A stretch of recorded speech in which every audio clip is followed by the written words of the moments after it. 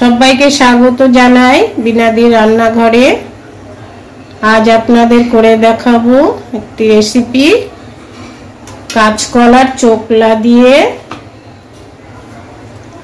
দেখুন, আপনারা দেখতে থাকুন কিভাবে বানাই।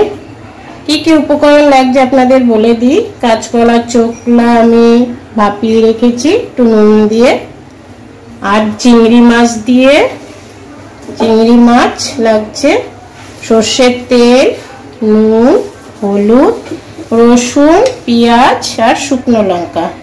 এই কটা উপকরণ দিয়ে আমি আজ চোকলা বাটা করব। আপনারা খেয়েছেন অনেক রকম, এরকম করে খেয়ে দেখবেন, খুবই ভালো লাগবে। চিংড়ি মাছ দিয়ে, রসুন পেঁয়াজ দিয়ে আপনারা করে খেয়ে দেখবেন, খুব ভালো লাগবে। আমি এখানে একটা ফ্রাই প্যান বসিয়েছি, তাতে দেব সর্ষের তেল 2 চামচ,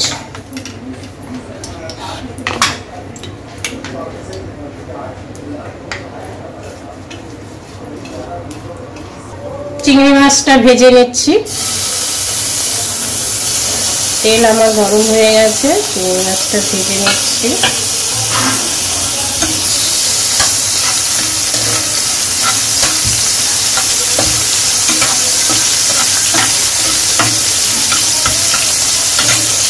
নুন হলুদ মাখিয়ে আমি চিংড়ি মাছটা ভেজে নিচ্ছি।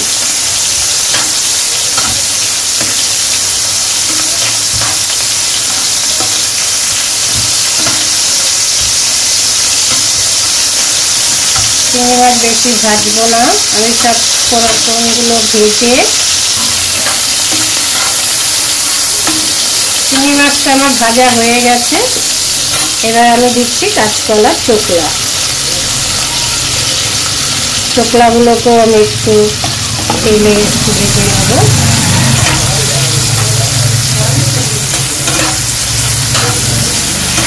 আপনারা এরকম করে বাড়িতে একবার খেয়ে দেখবেন, কাঁচকলার চোকলা ফেলবেন না।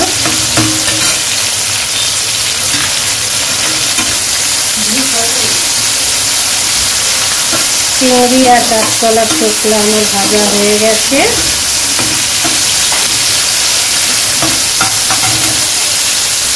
চিংড়ি কাঁচকলার চোকলা আমি নামিয়ে নেব।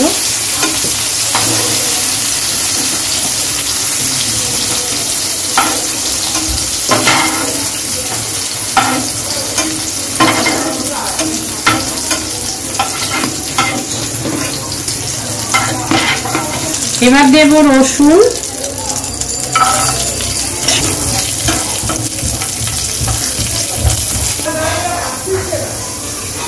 রসুন আমার ভাজা হয়ে গেছে, দেখুন লাল লাল করে রসুন ভেজে নিয়েছি।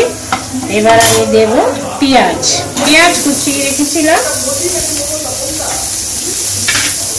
পেঁয়াজটা দিয়েও আমি ভেজে নেব।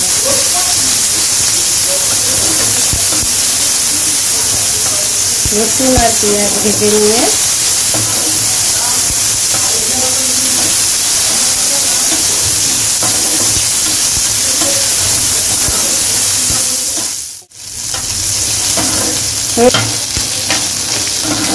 রসুন পেঁয়াজ আমার ভাজা হয়ে গেছে। আমি 2-3টে শুকনো লঙ্কা ভেজে রেখেছিলাম, এই শুকনো লঙ্কাটাও আমি এখানে একসাথে মিশিয়ে রেখেছি।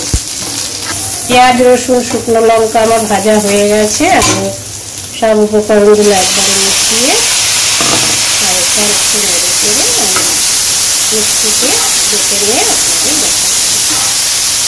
আপনারা এরকম করে বাড়িতে একবার করে খেয়ে দেখবেন, খুবই ভালো লাগবে। গ্যাস আমি অফ করে দিচ্ছি, আমার ভাজা হয়ে গেছে। আমার এই চিংড়ি মাছ আর কাঁচকলার চোকলা বাটা রেসিপিটি যদি আপনাদের ভালো লেগে থাকে, আমার চ্যানেলটিকে লাইক করবেন, শেয়ার করবেন, আমার পাশে থাকবেন। ধন্যবাদ।